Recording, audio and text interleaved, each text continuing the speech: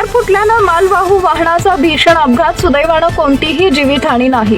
मूर्तिजापूर राज्य महामार्गावर पायटांगी ते रसूलपूर दरम्यान मालवाहू टाटा क्रमांक MHS 38E1436 ही मूर्तिजापूरकडून दर्यापूरकडे हार्डवेअरचे घरगुती बांधकामाचं सामान घेऊन येत असलेले वाहन रविवार 9 मार्च रोजी 2:40 सुमारास टायर फुटल्यानं उलटले।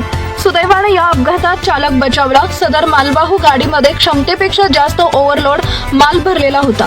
त्या दिवसाचा उन्हाचा तडाखा यामुळे वाहनाचा टायर फुटल्याने अपघात घडला।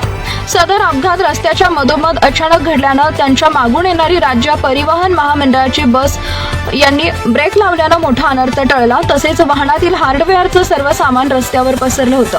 स्थानिक नागरिकांनी मालवाहू टाटा यस वाहनाला सरळ करून रस्त्याच्या बाजूला उभे केले व गाडीतील माल दुसऱ्या गाडीमध्ये क्रॉसिंग उभारण्यात आला। अशाच नवनवीन बातम्या पाहण्यासाठी आमच्या महाराष्ट्र न्यूज मराठीला सबस्क्राईब करा आणि ही बातमी जास्तीत जास्त लोकांपर्यंत शेअर करा। अकोला प्रतिनिधी मोहम्मद शब्बीर, महाराष्ट्र न्यूज मराठी, अकोला।